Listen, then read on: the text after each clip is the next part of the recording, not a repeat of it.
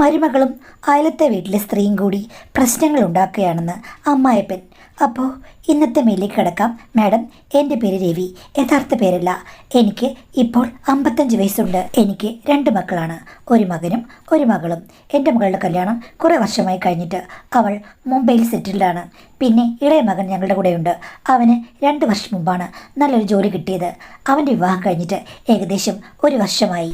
എൻ്റെ മകൻ ഒരു അമ്മപുത്രനാണ്. അമ്മ പറയുന്നതാണ് കൂടുതലും അനുസരിക്കുക.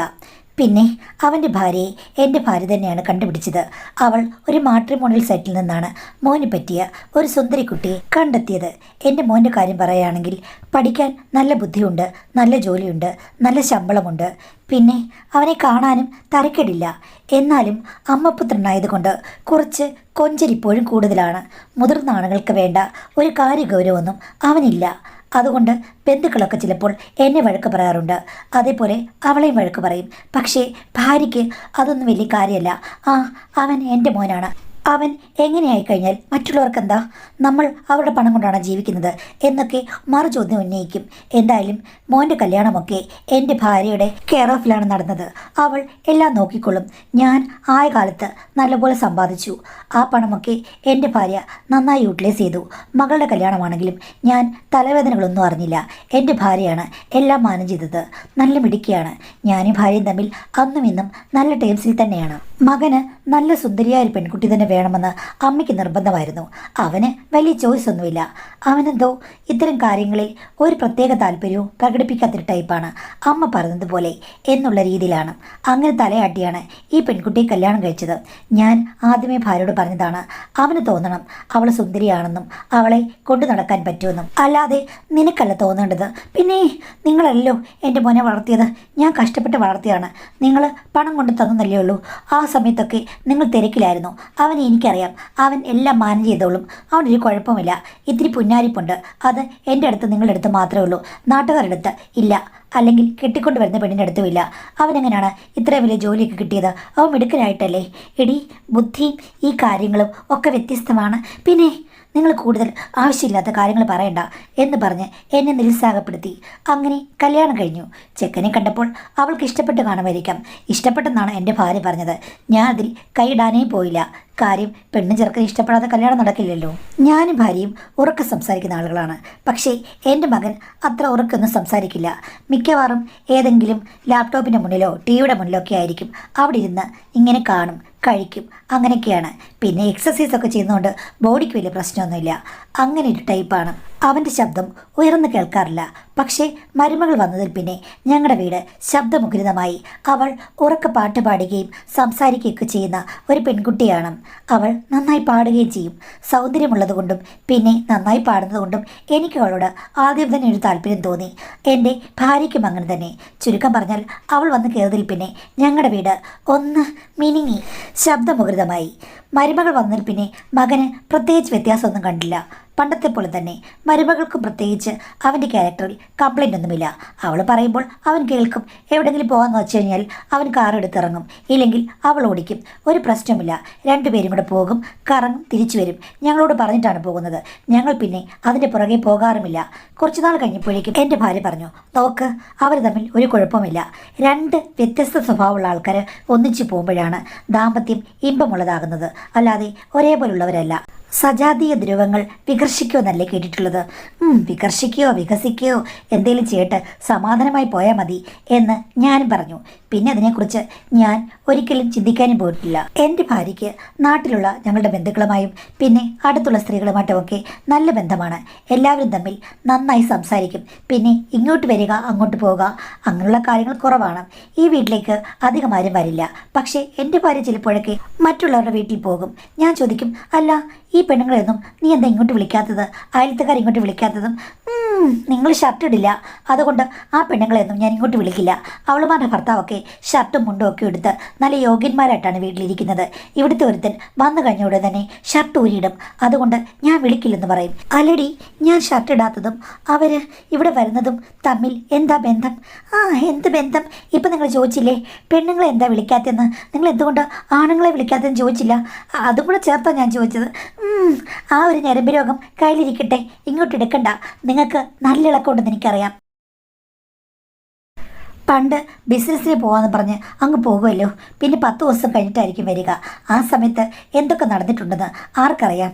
ആ നടന്നു, ഞാൻ കുറേ അങ്ങോട്ടും ഇങ്ങോട്ടും നടന്നു എന്ന് പറയുമ്പോഴേക്കും നിങ്ങളൊരു കള്ളനാ. നിങ്ങൾ മാത്രമല്ല, ആണുങ്ങളെ കള്ളന്മാരാ. ഞാനിപ്പോൾ തിരിച്ചു ചോദിക്കും, അല്ല അപ്പോൾ സ്ത്രീകൾ കളികളല്ലേ? നീ ഇവിടെ എന്തെടുക്കുകയായിരുന്നു? നീ തനിയായിരുന്നല്ലോ. ആ ഞാൻ തനിയല്ല, കുട്ടികളുണ്ടായിരുന്നു. പിന്നെ പിള്ളേർ കിടന്നുറങ്ങും. ആ സമയത്ത് നിനക്കൊത്തിരി സൗഹൃദങ്ങളുണ്ട്. അവരാരെങ്കിലും വന്നാൽ എന്ത് ചെയ്യും? ഒന്ന് പോ മനുഷ്യ. അപ്പോൾ സ്ത്രീകളെ ഒന്നും പറയരുത്, പുരുഷന്മാരെ എന്ത് വേണമെങ്കിലും പറയാം, മര്യാദയ്ക്ക് നടന്നു എന്ന് പറഞ്ഞ് ഞങ്ങൾ തമ്മിൽ തമാശയ്ക്കും ചിലപ്പോൾ കാര്യമായിട്ടും വഴക്കുണ്ടാകാറുണ്ട്. പിന്നെ മരുമകൾ വന്നതിൽ പിന്നെ എന്നോട് പറഞ്ഞു ഷർട്ട് ഇടാതെ വീട്ടിൽ നിൽക്കരുതെന്ന്. ഞാൻ അത് കേട്ടതേയില്ല. എനിക്ക് വീട്ടിൽ വന്നു കഴിഞ്ഞാൽ പിന്നെ ഷർട്ട് ഇടുന്നത് അത്ര ഇഷ്ടമല്ല. പണ്ട് തൊട്ടേ ഉള്ള ശീലമാണ്. മുതിർന്ന ഒരു പെണ്ണ് ഉള്ള വീടാണ്, അതും മകളല്ല മരുമകൾ. അപ്പോഴെങ്കിലും അച്ചടക്കം വേണ്ടേന്ന് ചോദിക്കും. ഞാൻ പറയും, മരുമകള് അവളുടെ ഭർത്താവിനെ നോക്കിക്കോളും, നീ നിന്റെ കാര്യം നോക്ക്. ഇങ്ങനെയുള്ള കാര്യങ്ങളൊക്കെ ഇടയ്ക്ക് ചൊറിയാറുണ്ട് എൻ്റെ ഭാര്യ. ആ അതൊക്കെ സ്ത്രീകളുടെ സഹജമായ സ്വഭാവമല്ലേ. പുരുഷന്മാർക്കും അങ്ങനെയുള്ള ചില കാര്യങ്ങളുണ്ട്. എന്ന് വെച്ചിട്ട് ഞങ്ങൾ രണ്ടുപേരുടെയും ജീവിതത്തിൽ വലിയ പ്രശ്നങ്ങളൊന്നും ഇതുവരെ ഉണ്ടായിട്ടുമില്ല. ഇപ്പോൾ ഏകദേശം 4.5 മാസത്തിന് മുമ്പാണ് എൻ്റെ മകൾ രണ്ടാമത് ഗർഭിണിയായി. ഈ സമയത്ത് ഇത്തിരി കോംപ്ലിക്കേറ്റഡ് ആണ്. അവൾക്ക് നാട്ടിലേക്കൊന്നും വരാൻ വയ്യ. അവൾ അമ്മയെ വിളിച്ച് പറഞ്ഞു, അമ്മേ എൻ്റെ കൂടെ വന്ന് നിൽക്ക്. ഇനിയിപ്പോൾ എന്തിനാണ് അവിടെ നിൽക്കുന്നത്? മരുമകളൊക്കെ ഉണ്ടല്ലോ, അച്ഛനെ നോക്കിക്കോളും. വീട്ടിൽ മോനെ നോക്കാൻ ഇപ്പോൾ ഭാര്യയുണ്ട്. അമ്മ കുഞ്ഞിനെ പോലെ അവനെ ഇനി നോക്കേണ്ട കാര്യമില്ല, എൻ്റെ കൂടെ വന്ന് നിൽക്കാൻ പറഞ്ഞു. എന്നോട് ഭാര്യ പറഞ്ഞപ്പോൾ ഞാൻ പറഞ്ഞു, അവൾ പറഞ്ഞത് കറക്റ്റാണ്. നീ പോയി അവളുടെ കൂടെ 1 വർഷമോ അല്ലെങ്കിൽ 2 വർഷമോ നിൽക്കുക. അപ്പോൾ നിങ്ങൾക്ക് നല്ല സ്വാതന്ത്ര്യമായി. ഞാൻ പറഞ്ഞു, പ്രായം നമുക്ക് രണ്ടുപേർക്കും ഒത്തിരിയായി, അതുകൊണ്ട് മര്യാദയ്ക്ക് പോയി മോളുടെ കൂടെ നിൽക്ക്. അവൾക്ക് വയ്യാതിരിക്കുമ്പോൾ അവളെ സപ്പോർട്ട് ചെയ്യേണ്ടത് നിന്റെ ഉത്തരവാദിത്തമാണെന്ന് പറഞ്ഞു. പിന്നെ ഭാര്യ ഒന്നും പറഞ്ഞില്ല. അങ്ങനെ അവൾ പോയി. പോകുന്നതിന് മുമ്പ് മരുമകളോട് എൻ്റെ ഇഷ്ടങ്ങളൊക്കെ പറഞ്ഞു കൊടുത്ത് ഭക്ഷണത്തിൻ്റെ കാര്യങ്ങൾ എല്ലാം സെറ്റ് ചെയ്തിട്ടാണ് പോയത്. പിന്നെ അപ്പുറത്ത് ഒരു സ്ത്രീയുണ്ട്, എൻ്റെ ഭാര്യയുടെ അടുത്ത സുഹൃത്താണ്. അവളുടെ ഭർത്താവ് വർക്ക് ചെയ്യുന്നത് കണ്ണൂരാണ്. അയാൾ മാസത്തിലൊരിക്കലോ 2 വട്ടവും വരും. എനിക്കും അറിയാവുന്ന ആൾ തന്നെയാണ്, അടുത്ത വീടല്ലേ. പക്ഷേ എനിക്ക് വലിയ സഹകരണമൊന്നുമില്ലെങ്കിലും ആ കുടുംബത്തോട് ഭാര്യ വലിയ അറ്റാച്ച്ഡ് ആണ്. പല സഹായങ്ങൾക്കും ആ സ്ത്രീയെ വിളിക്കാറുണ്ട്. വീട്ടിലേക്ക് കൊണ്ടുവരില്ലെങ്കിലും പുറത്തൊക്കെ പോകുമ്പോഴേക്കും കൂട്ടുകൂടാറുണ്ട്. ഭാര്യ പോയി കഴിഞ്ഞപ്പോഴേക്കും മരുമകളോട് പറഞ്ഞു, എടീ എല്ലാം നീ ഗീതയോട് ചോദിച്ചിട്ട് ചെയ്താൽ മതി. അവൾ എന്നെപ്പോലെ തന്നെയുള്ളൂ, എല്ലാ കാര്യങ്ങളും പാചകമൊക്കെ അറിയാം. എന്ത് പ്രശ്നം ഉണ്ടെങ്കിലും അവളോടങ്ങ് പറയണം, അവൾ വന്ന് ശരിയാക്കി തരും. നിന്റെ പാചകം ശരിയായില്ലെങ്കിലും അവളോട് പറഞ്ഞാൽ മതി, അവൾ നിന്നെ പഠിപ്പിക്കും, അല്ലെങ്കിൽ വെച്ച് തരും, ഒരു പ്രശ്നവുമില്ല. അങ്ങനെ ഗീത ഏൽപ്പിച്ചിട്ടാണ് പോയത്. മരുമകൾക്കും സന്തോഷം തന്നെ. കാര്യം ഗീത ഇത്തിരി തൻ്റെടിയാണ്. എല്ലാ കാര്യങ്ങൾക്കും നല്ല കാര്യപ്രാപ്തിയുണ്ട്. എൻ്റെ ഭാര്യയുടെ ഒപ്പം തന്നെ അവൾ മിടിക്കുകയാണ്. പിന്നെ ഒരു മകനേ ഉള്ളൂ, അവൻ ബാംഗ്ലൂരിൽ പഠിക്കുകയാണ്. ഭർത്താവ് കണ്ണൂരാണല്ലോ. അവൾ തനിയാണിപ്പോൾ. തനിയെ താമസിക്കാനോ അല്ലെങ്കിൽ എവിടെയെങ്കിലും പോകാനോ ഒന്നും ഒരു മടിയുമില്ല. എന്നെ മുറ്റത്ത് കണ്ടു കഴിഞ്ഞാൽ അവൾ ചോദിക്കുന്ന സ്ഥിരം ചോദ്യങ്ങളുണ്ട്. ചേട്ടാ ഇന്നൊന്നുമില്ല, എങ്ങും പോകുന്നില്ലെന്ന് ചോദിക്കും. ഞാൻ ഇല്ലെന്ന് പറയും, അല്ലെങ്കിൽ ഉണ്ടെന്ന് പറയും. ചേച്ചി അവിടെ ഉണ്ടോ എന്ന് ചോദിക്കും. ആ ഉണ്ടെന്ന് പറയും. ഇതല്ലാതെ ഞങ്ങൾ തമ്മിൽ അധികം കോൺവെർസേഷൻസ് ഒന്നുമില്ല. പക്ഷേ എൻ്റെ ഭാര്യ അവളെക്കുറിച്ച് വർണ്ണിച്ച് പറയും. നിങ്ങളൊന്ന് നോക്ക്, അവളെ കണ്ടു കഴിഞ്ഞാൽ ആരെങ്കിലും പറയുമോ അവൾക്ക് 10-44 വയസ്സുണ്ടെന്ന്? കണ്ടു കഴിഞ്ഞാൽ ഒരു 32 വയസ്സ് പോലും പറയില്ല. എന്തൊരു സുന്ദരിയാ. പക്ഷേ അവിടെ ഭർത്താവ്, അങ്ങേരുമായിട്ട് യാതൊരു ചർച്ചയില്ല. അതെന്താ ചർച്ചയില്ലാത്തത്? അവർ രണ്ടുപേരും ഇഷ്ടപ്പെട്ട് കല്യാണം കഴിച്ചതല്ലേ? അതല്ല പറഞ്ഞത്, കാഴ്ചയിൽ ഒരു ചർച്ചയില്ല. ഇവള് സുന്ദരി, അവനെ കണ്ടാൽ എങ്ങനെ ഇരിക്കുക? ഞാൻ പറയും, നീ അത് ശ്രദ്ധിക്കേണ്ട കാര്യമില്ല, അവരെങ്ങനെയെങ്കിലും ചേർന്നോളും എന്നൊക്കെ പറഞ്ഞ് പല സമയത്തും ഞാൻ വഴക്ക് പറഞ്ഞിട്ടുണ്ട്. എന്തായാലും എൻ്റെ ഭാര്യയുടെ വലകയാണല്ലോ ഗീത. വൈഫ് പോയി കഴിഞ്ഞ ശേഷം മിക്കവാറും ഗീത രാവിലെ വീട്ടിൽ വരും. മരുമകളെ സഹായിക്കും ബ്രേക്ക്ഫാസ്റ്റിനൊക്കെ. അവൾക്ക് ഉണ്ടാക്കാൻ സ്പീഡില്ല, എല്ലാം പറഞ്ഞു കൊടുക്കും. ഞങ്ങളുടെ വീട്ടിൽ സ്ഥിരമായി വെക്കുന്ന വിഭവങ്ങളെല്ലാം ഗീതയാണ് അവൾക്ക് പഠിപ്പിച്ചു കൊടുക്കുന്നത്. അത് നന്നായി മരുമകൾ ഉണ്ടാക്കുകയും ചെയ്യും. മരുമകളും മിടുക്കിയാണല്ലോ. എനിക്ക് ഇഷ്ടമുള്ള കാര്യങ്ങൾ തലേദിവസം മരുമകൾ ചോദിക്കും. ഞാൻ ഗീത ചേച്ചിയോട് പറയാം, രാവിലെ വന്ന് ഉണ്ടാക്കിത്തരും അച്ഛ എന്ന് പറഞ്ഞ് അവളൊരു പൂമ്പാറ്റയെ പോലെ പറന്നടക്കും. സത്യം പറഞ്ഞാൽ ഭാര്യ പോയപ്പോൾ എല്ലാം താറുമാറാകുമെന്ന് ഞാൻ വിചാരിച്ചു. പക്ഷേ വലിയ മാറ്റങ്ങളൊന്നും ഉണ്ടായില്ല. പിന്നെ ഗീത വന്ന് എന്നോട് സംസാരിക്കാനും എന്തെങ്കിലും പ്രത്യേക വിഭവങ്ങൾ വേണോ എന്നൊക്കെ ചോദിക്കാനും തുടങ്ങി. അങ്ങനെയാണ് ഞാൻ അവളുമായി സംസാരിക്കാൻ തുടങ്ങിയത്. അവൾക്ക് മാധുര്യമുള്ള സംസാരമാണെന്ന് എനിക്കപ്പോഴാണ് മനസ്സിലായത്. മിക്കവാറും അടുക്കളയിൽ ഇവർ രണ്ടുപേരും തമ്മിലുള്ള താളമേളങ്ങൾ കേൾക്കാം. നല്ല രസമാണ്. സ്ത്രീകൾ കൂടിക്കഴിഞ്ഞാൽ പിന്നെ എപ്പോഴും വലിയ ബഹളമായിരിക്കുമല്ലോ. അതും വീടിന് ഒരൈശ്വര്യം തന്നെ. ഭാര്യ പോയി കഴിഞ്ഞ് ഗീത ഈ വീട്ടിൽ കയറി നടക്കാൻ തുടങ്ങിയപ്പോഴേക്കും മരുമകൾ എന്നോട് പറഞ്ഞു, അച്ഛാ ഒരിക്കലും ഗീത ചേച്ചി എപ്പോഴും ഇവിടെ വരുന്നെന്ന് അച്ഛൻ പറയുകയും ചെയ്യരുത്. അതെന്താടി അങ്ങനെ? ആ അമ്മ എന്നോട് പറഞ്ഞിട്ട് പോയത് അവളുടെ വീട്ടിൽ പോയി നീ അങ്ങ് പഠിച്ചാൽ മതി, ഇങ്ങോട്ട് അവളെ അധികം വിളിക്കണ്ടെന്ന്. ഞാൻ ചോദിച്ചു എന്താ അമ്മ അങ്ങനെയെന്ന്. അപ്പോൾ അച്ഛൻ ഇവിടെ ഷർട്ടില്ലാതെ നടക്കുന്നത്, അതുകൊണ്ട് അവൾ വന്നു കഴിഞ്ഞാൽ പ്രശ്നമാണെന്ന്. ഞാൻ ചോദിച്ചു ഷർട്ടില്ലാതെ നടന്നു കഴിഞ്ഞാൽ എന്താ അമ്മയെന്ന്. ആണുങ്ങളില്ലേടി 95 55 കണക്കാ, നമ്മൾ പെണ്ണുങ്ങളെ സൂക്ഷിക്കണം എന്ന് അമ്മ പറഞ്ഞെന്ന് അവൾ പറഞ്ഞു. ഞാൻ പറഞ്ഞു നിൻ്റെ അമ്മായിമ്മയ്ക്ക് വട്ടാണ്, അവൾക്ക് വേറെ പണിയൊന്നുമില്ല. ഞാൻ പണ്ട് എങ്ങനെ നടക്കുന്നത്, അതിന് ദുരുദ്ദേശമൊന്നുമില്ല. അതെനിക്ക് അറിയാം അച്ഛാ. അമ്മയ്ക്ക് പക്ഷേ ഇത്തിരി സംശയമൊക്കെ അവിടെ സ്വഭാവം അങ്ങനെയാണ്, നീ മൈൻഡ് ചെയ്യണ്ട. അതൊക്കെയൊക്കെ അച്ഛൻ പറയാതിരുന്നാൽ മതി, ഞാൻ പറയില്ല. പിന്നെ അമ്മ എന്നോട് വേറെ ചില കാര്യങ്ങളും പറഞ്ഞു. ഗീത ചേച്ചിക്ക് വലിയ ചുറ്റിക്കളികൾ ഉണ്ടെന്നും അവർ ഇത്തിരി വശപ്പശ കാണുന്നും അതുകൊണ്ടാണ് അച്ഛനുമായി അധികം സംസാരിക്കാൻ സമ്മതിക്കരുതെന്നും ഒക്കെ എന്നോട് പറഞ്ഞിട്ട് പോയത്. ഒരു പ്രത്യേക അകലത്തിൽ നിർത്തണം, ഇങ്ങോട്ടേക്ക് അധികം ക്ഷണിക്കരുത്, അച്ഛനെ ശ്രദ്ധിക്കണം എന്നൊക്കെ പറഞ്ഞിട്ടാണ് പോയത്. പിന്നെ അവൾ വർഷങ്ങളായിട്ടിവിടെ ജീവിക്കുന്നു, ഞാൻ അവളെ ശ്രദ്ധിച്ചിട്ടേ ഇല്ല.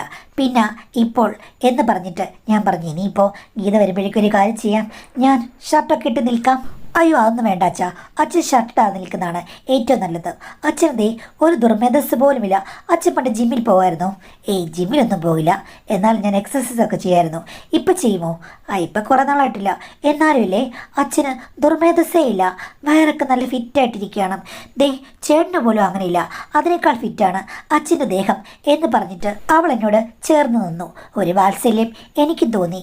എന്നിട്ട് അവൾ എന്നോട് പറഞ്ഞു നാളെ ഞാനൊരു കൂട്ടം കൊണ്ടുതരാം കേട്ടോ, അച്ഛൻ എൻ്റെ ഗിഫ്റ്റ്.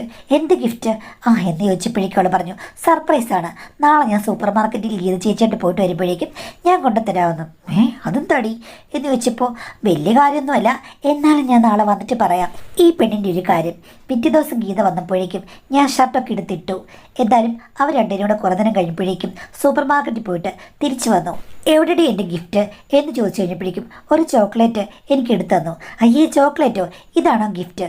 അപ്പോൾ അവൾ പറഞ്ഞു അതൊന്നുമല്ല, ഗിഫ്റ്റ് അല്ല, നല്ലൊരു ക്വാളിറ്റിയുള്ള ഷാമ്പു ഡൈ ആണ്. അതെന്തിനാ? ഞാൻ വേറെ ഡൈ ആണല്ലോ ഉപയോഗിക്കുന്നത്. ഒരു രോമം പോലും ഇനി നരച്ചത് കാണരുത്, എല്ലാം കവർ ചെയ്യണം, അതിന് വേണ്ടിയിട്ടാണ്. ഇങ്ങനെ 6 പാക്ക് പോലെ നിന്നാൽ മതിയോ, രോമങ്ങളും കറുപ്പിക്കണ്ടേ എന്ന് പറഞ്ഞ് അവൾ എൻ്റെ കയ്യിൽ അത് തന്നു. നല്ല ക്വാളിറ്റിയുള്ള ഡൈ ആണ്. ഞാൻ ചോദിച്ചു ഞാൻ എന്തിനാണ് ദേഹത്തെ രോമങ്ങളൊക്കെ ഡൈ ചെയ്യുന്നത്? താടിയും മീശയും പിന്നെ തലമുടിയും അത് നല്ല കറുത്ത കളറ്, അപ്പോൾ ഡൈ ചെയ്യണം, അതാ ഭംഗി, അല്ലെങ്കിൽ അഭംഗിയാണ്. നിനക്ക് അങ്ങനെ തോന്നിയോ? എനിക്ക് മാത്രമല്ല ഗീത ചേച്ചിക്ക് അങ്ങനെ തോന്നി. ഗീത ചേച്ചിയാണ് എന്നോട് പറഞ്ഞത് ഒന്ന് പറയണം നിൻ്റെ അമ്മായച്ചനോട്, തലയിൽ മാത്രമല്ല അല്ലാതെ നല്ല രീതിയിൽ ഡൈ ചെയ്യണമെന്ന്. അത് കേട്ട് കഴിഞ്ഞപ്പോഴേക്കും ഞാൻ ചോദിച്ചു അവൾക്കെന്താ ഇത്ര ഇൻട്രസ്റ്റ്? പറയാൻ പറ്റില്ല, അമ്മ പറഞ്ഞതുപോലെ കണ്ട് കൊതി കൊണ്ടതാണോ എന്ന് ആർക്കറിയാം എന്ന് പറഞ്ഞ് അവൾ എന്നെ നുള്ളി. എടീ നീ എന്തൊക്കെയാണ് പറഞ്ഞത്? നാക്കിനില്ലാതെ ഓരോ കാര്യങ്ങൾ പറഞ്ഞ് നീ എവിടേക്ക് കയറിപ്പോവാണല്ലോ. അതിപ്പോൾ എന്ത് ചെയ്യാനാ? ഗീത ചേച്ചി പറഞ്ഞു, ഞാൻ അനുസരിച്ചു. അച്ഛന് വേണമെന്നുണ്ടെങ്കിൽ അച്ഛൻ ഡൈഡ്, പിന്നെ അവർ വരുന്നത് പ്രമാണിച്ച് പുതിയ ശീലങ്ങളൊന്നും ഉണ്ടാക്കണ്ട. അച്ഛനെ ഷർട്ടില്ലാതെ പഴയതുപോലെ ഇങ്ങനെ നടന്നാൽ മതി, അതാണ് ഗീത ചേച്ചിക്ക് ഇഷ്ടം. എടീ നീ എന്നെ വഴിതെറ്റിക്കാൻ വേണ്ടി ഓരോ കാര്യങ്ങൾ പറയുകയാണോ? ആവശ്യമില്ലാത്ത ഓരോ കാര്യങ്ങൾ പറഞ്ഞ് എൻ്റെ മനസ്സോടെ നീ ഇളക്കുമോ എന്ന് ചോദിച്ചു കഴിഞ്ഞപ്പോഴേക്കും അവൾ എന്നോട് ചോദിക്കുകയാണ് അച്ഛൻ ഇളകിയോ? തപസ്സിളക്കാൻ ഇപ്പോൾ ഒരു മേനക വരണ്ടേ അച്ഛാ? അതിന് എനിക്ക് തപസ്സൊന്നുമില്ല, ഞാനും എൻ്റെ ഭാര്യ തമ്മിൽ നല്ല ലോകത്തിലാണ്. ഞാൻ അതല്ല പറഞ്ഞത്, അമ്മ ഇനി ഇപ്പോഴെങ്ങും വരികയില്ല. നിങ്ങൾ തമ്മിൽ ലോകത്തിലായപ്പോഴേക്കും അമ്മ പോയി കഴിഞ്ഞപ്പോൾ ആ ലോഹ്യം മുറിഞ്ഞില്ലേ? അപ്പം അച്ഛൻ ഇപ്പോൾ തപസ്സിലല്ലേ? ആ തപസ് ഗീത ചേച്ചി വന്ന് ഇളക്കിയാലോ? എടീ ചുമ്മാ എനിക്ക് ആവശ്യമില്ലാതെ തമാശ പറയാതെ. അച്ഛാ ഞാൻ ഒരു സീരിയസ് ആയിട്ടുള്ള കാര്യം പറയട്ടെ. എങ്കിൽ പറ. അതെ, അവർ തന്നെയാണ് എന്നോട് പറഞ്ഞത് അവർക്ക് അച്ഛനെ ഇഷ്ടമാണെന്ന്. വർഷങ്ങളായി കാണുകയല്ലേ, എന്നിട്ടും ഒന്ന് അടുത്ത് മിണ്ടാനോ ഒന്നും പറ്റിയിട്ടില്ല. അതിന് അമ്മ ഇടം കൊടുത്തിട്ടില്ല.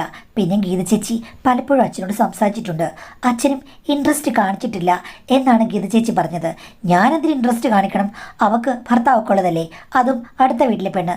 ഞാൻ ഇത് നോക്കി നടക്കുകയാണോ എന്ന് ചോദിച്ചു കഴിഞ്ഞപ്പോഴേക്കും എൻ്റെ മരുമകൾ എന്നോട് പറഞ്ഞു, അച്ഛാ എന്തായാലും അവർക്ക് നല്ല താല്പര്യമുണ്ട്, എന്നോട് അച്ഛൻ്റെ കാര്യങ്ങൾ കിള്ളിക്കിള്ളി ചോദിക്കും. പണ്ടേ ഇഷ്ടമാണ്. എടി, എനിക്ക് പ്രായമായതാണ്. പ്രായമാണെങ്കിലും അച്ഛന് പ്രശ്നമൊന്നുമില്ലെന്ന് ഇത്തിരി മുമ്പല്ലേ പറഞ്ഞത്. ഭാര്യയുമായി നല്ല ലോകത്തിൽ പോകുന്ന അച്ഛന് എന്താ പ്രശ്നം? നീ എന്നെ വഴിതെറ്റിക്കാനും എൻ്റെ ഭാര്യയിൽ നിന്ന് അകറ്റാനും വേണ്ടി ശ്രമിക്കുകയാണോ? അതൊന്നും അല്ല അച്ഛാ, പ്ലീസ്. ഗീത ചേച്ചി എന്നോട് പറഞ്ഞതാണ്.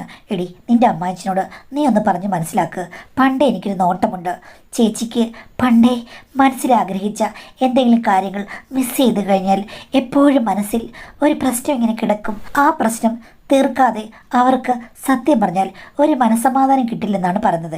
എടി, അവളുടെ സ്വഭാവം നിനക്ക് ഊഹിക്കാമല്ലോ. ഇങ്ങനെ പല കണക്ഷൻസും അവൾക്കുണ്ടെന്നും അവളെ അടുപ്പിക്കരുതെന്നും നിൻ്റെ അമ്മായിമ്മ നിന്നോട് പറഞ്ഞിട്ടല്ലേ പോയത്? അച്ഛാ, അതിലൊന്നും വലിയ കാര്യമൊന്നുമില്ല.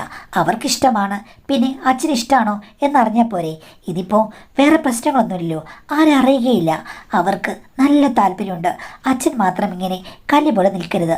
അമ്മ ഇവിടെങ്ങുമില്ല. അമ്മ ഇനി ഉടനെ എങ്ങും വരികയില്ല. ഇവിടെ നമ്മളെല്ലാവരും ഫ്രീ ആണ്. അച്ഛൻ മിക്കാറ് ദിവസങ്ങൾ ഇവിടെ കാണുകയും ചെയ്യും. അനുകൂലമായ സാഹചര്യം. എടി, നീ ചുമ്മാ എന്നെ ഇളക്കാനും എൻ്റെ മനസ്സറിയാനും വേണ്ടിയിട്ടല്ലേ പറഞ്ഞത്. എന്നിട്ട് അമ്മായിമ്മയോട് പറഞ്ഞു കൊടുക്കാൻ. അമ്മായിമ്മ നിന്നെ പറഞ്ഞേൽപ്പിച്ചിട്ട് പോയി കാണും. അച്ഛൻ്റെ സ്വഭാവം മോണിറ്റർ ചെയ്യണം, ഇങ്ങനെയൊക്കെ പറഞ്ഞ് ഇളക്കി കൊടുക്കണം. അപ്പോൾ അച്ഛൻ അനുകൂലമായി എന്തെങ്കിലും പറയുകയാണെങ്കിൽ നീ എന്നോട് പറയണം. നീ അത് എൻ്റെ ഭാര്യയോട് പറഞ്ഞു കൊടുക്കും. അവൾ മിക്കവാറും എന്നോട് വഴക്കുണ്ടാക്കും. ഇതല്ലേ? ഒന്ന് പോയിച്ചാ. അങ്ങനെയൊന്നുമല്ല. അങ്ങനെയാണെങ്കിൽ ഡൈ വാങ്ങിക്കൊണ്ട് വരേണ്ട കാര്യം വല്ലതും ഉണ്ടോ? എന്തായാലും അവർക്ക് ഒത്തിരി താല്പര്യമുണ്ട്. എടീ, അവൾ വഴി തെറ്റി നടക്കുന്നവളാണ്. അതിന് അച്ഛനെന്താ? അവരുടെ വഴി പണ്ടേ തെറ്റിയതാണ്. ആ വഴിയിൽ കുറച്ചേരം ഒന്ന് കയറുന്നു കഴിഞ്ഞാൽ ഒരു പ്രശ്നമില്ല. അവർ വർഷങ്ങളായി നോട്ടടുകയാണെന്നാണ് പറഞ്ഞത്. അവർക്കിപ്പോൾ അനുകൂല സാഹചര്യമാണ്. അച്ഛൻ എന്തിനാണ് മസിൽ പിടിക്കുന്നത്? ഞാൻ അച്ഛനെ സപ്പോർട്ട് ചെയ്യുന്നുണ്ടല്ലോ. അച്ഛന് കുഴപ്പങ്ങളൊന്നുമില്ലല്ലോ. അച്ഛൻ ഇപ്പോഴും ചുള്ളനല്ലേ? ചുറുചുറുക്കില്ലേ? അച്ഛൻ എന്തെങ്കിലും പ്രശ്നമുണ്ടോ? ഞാൻ പറഞ്ഞ എനിക്ക് പ്രശ്നമൊന്നുമില്ല. എന്നാലും ഇത് വേണ്ട അച്ഛാ, റിസ്ക് അല്ലേ? ചെറുപ്പത്തിലും അച്ഛൻ റിസ്ക് എടുത്തില്ലെന്ന് തോന്നി ഈ സംസാരം കേട്ടിട്ട്. ഇനിയെങ്കിലും ഒന്ന് റിസ്ക് എടുക്കൂ. എല്ലാം സേഫ് അല്ലേ? മോനോടില്ല. രാവിലെ പോയി കഴിഞ്ഞാൽ വൈകുന്നേരം വരികയുള്ളൂ. ഇവിടെ ഇപ്പോൾ സേഫാണ്. ഞാൻ ആരോടും പറയില്ല. പിന്നെ ഗീത ചേച്ചിനോട് ഒത്തിരി വട്ടം പറഞ്ഞു. അവരുടെ ഒരു ആഗ്രഹമല്ലേ. പിന്നെ വേറെ കാര്യമുണ്ട്. ഒരു സ്ത്രീ ഒത്തിരി ആഗ്രഹിച്ചു കഴിഞ്ഞാൽ അവർക്ക് പിന്നെ എപ്പോഴും പ്രതികാരമായിരിക്കും. ആ കാര്യങ്ങൾ നടന്നില്ലെങ്കിൽ അവളുടെ പ്രതികാരം കൊണ്ട് എനിക്കെന്താ? അച്ഛനിങ്ങനെ കടപ്പിടുത്തം പിടിക്കരുത്. ഞാൻ ചേച്ചിക്ക് വാക്ക് കൊടുത്താണ്. നിന്നോട് ആരും പറഞ്ഞു വാക്ക് കൊടുക്കാൻ? അച്ഛാ, ഒരു വട്ടം മാത്രം, ഒരു വട്ടമുള്ളൊരു സൗഹൃദം. അതോടുകൂടി അവരുടെ പ്രശ്നങ്ങളൊക്കെ തീരും. അത് കഴിഞ്ഞ് അവർ വേറെ ഏതെങ്കിലും വഴിക്ക് പൊയ്ക്കോളും. അവർ പോയില്ലെങ്കിലോ? പൊയ്ക്കോളൂന്നേ, ഉറപ്പാണ്. പിന്നിപ്പോൾ നമുക്ക് സഹായം അവരല്ലേ. അവർക്ക് ഇങ്ങനെ ആഗ്രഹമുണ്ടെങ്കിൽ അതിന് നമ്മൾ കൂട്ടി നിൽക്കണ്ടേ? പെണ്ണേ, നീ എന്നെ കൊണ്ട് വഴി തെറ്റിക്കരുത്. അച്ഛൻ ഇതൊന്നും വഴി തെറ്റിക്കൊന്നുമല്ല. അച്ഛൻ എന്തിനാണ് ഇങ്ങനെ ബാലിശമായിട്ട് പെരുമാറുന്നത്? നമുക്ക് ഇത് ശരിയാക്കാം പ്ലീസ്. ഒറ്റവട്ടം മാത്രമുള്ള സൗഹൃദം. ഇതിങ്ങനെ കുറേ ദിവസം അവൾ അടുപ്പിച്ച് പറയാൻ തുടങ്ങിയപ്പോൾ എൻ്റെ മനസ്സും മാറാൻ തുടങ്ങി. ശരി, ഒരു വട്ടം എന്ന് പറഞ്ഞ് ഞാൻ ഓക്കെ പറഞ്ഞു. മരുമകൾ ഇങ്ങനെ പറഞ്ഞപ്പോൾ എൻ്റെ മനസ്സും മാറിപ്പോയി. അവളുടെ സപ്പോർട്ട് ഉണ്ടല്ലോ എന്ന് വിചാരിച്ചു. അങ്ങനെയാണ് മരുമകൾ തന്നെ കച്ചമുറുക്കിക്കൊണ്ട് എന്നെ കഥകളി രംഗത്തേക്ക് ഇറക്കിയത്. പക്ഷേ അവിടെ എനിക്ക് അബോധപൂർവമായ അനുഭവങ്ങളുണ്ടായി. കാര്യം, എൻ്റെ വൈഫ് എന്നോട് സ്നേഹമാണ്, പൊസസീവ്നെസ്സാണ്. പക്ഷേ ഞാനും ആ ഒരു സ്നേഹത്തിൽ ഇങ്ങനെ ജീവിച്ചു. ഒരിക്കൽ പോലും വേറെന്തെങ്കിലും കാര്യങ്ങൾക്ക് ട്രൈ ചെയ്തിട്ടില്ല.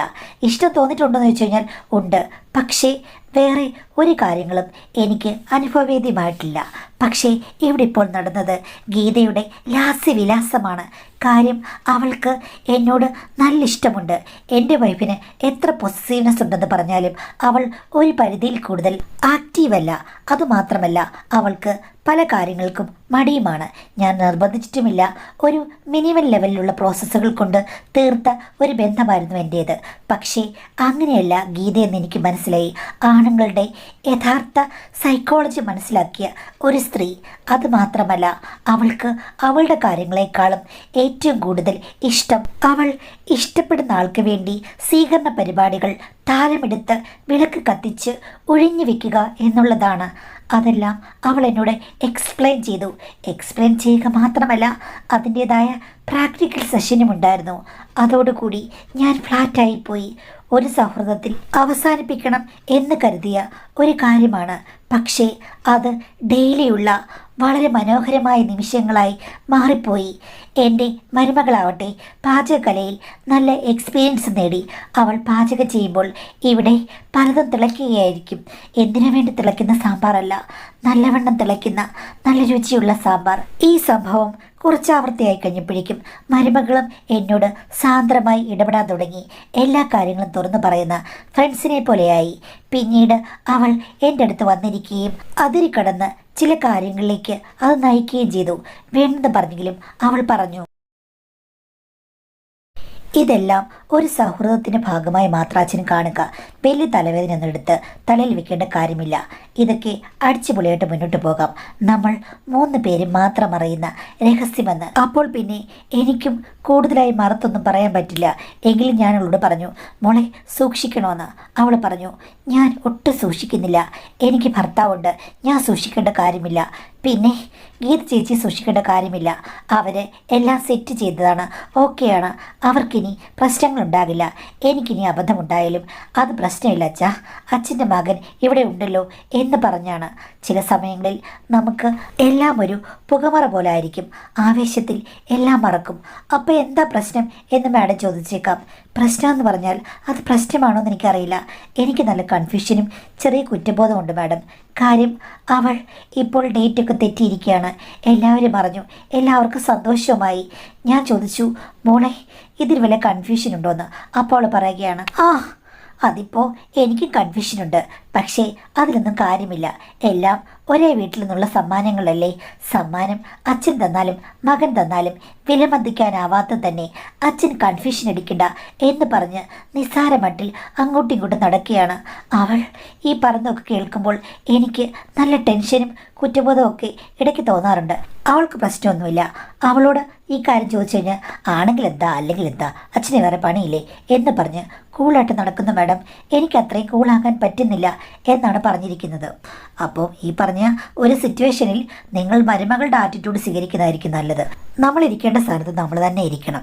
ആ സ്ഥാനത്തു നിന്ന് നമ്മൾ മാറി മറ്റു പലതിലേക്കും പോയി കഴിഞ്ഞ് അവസാനം അതിനൊരു റിസൾട്ട് വന്നു കഴിഞ്ഞപ്പോഴേക്കും കുറ്റബോധം എടുക്കുക, ഇങ്ങനെയുള്ള കാര്യം ചെയ്തിട്ട് എന്ത് കാര്യം? ഒരു കാര്യമില്ല. അപ്പോൾ അത് ചെയ്യേണ്ട കാര്യം എന്ന് വെച്ച് കഴിഞ്ഞാൽ ഇനി അനാവശ്യമായുള്ള കാര്യങ്ങളും കൺഫ്യൂഷനും കുറ്റബോധമൊന്നും ഉണ്ടാകാനുള്ള സന്ദർഭം ഉണ്ടാകാതിരിക്കുക. നിങ്ങൾ നിങ്ങളുടെ സ്ഥാനത്ത് നിന്ന് ജീവിച്ചു പോവുക. അവർക്കായി അവരുടെ ജീവിതമായി. ഇനിയിപ്പോൾ ഒന്നും ചെയ്യാൻ പറ്റില്ല. കാര്യം സന്തോഷകരമായ അവസ്ഥ വന്നു, എല്ലാവരും പറഞ്ഞു. അത് അതിൻ്റെ പ്രോസസ്സിന് പോകും. നിങ്ങൾ കരഞ്ഞാലും കുറ്റബോധം എടുത്താലും എല്ലാം അതിന് വേറൊരു വിധിയാണ്. അപ്പോൾ എന്താ ചെയ്യേണ്ടത്? നമ്മൾ ആവശ്യമില്ലാത്ത കാര്യങ്ങളിൽ പോകാതിരിക്കുക എന്നുള്ള മാത്രമേ ചെയ്യാൻ പറ്റുള്ളൂ. വന്നാൽ വന്നതിൻ്റെ ബാക്കി. ഒരു സാഹചര്യത്തിലും നിലവിട്ട് ഇനിയെങ്കിലും പെരുമാറാതിരിക്കുക, അതാണ് വേണ്ടത്. അല്ലാതെ കഴിഞ്ഞു പോയ കാര്യത്തെക്കുറിച്ചിട്ട് കൂടുതൽ പറഞ്ഞിട്ട് കാര്യമില്ലല്ലോ.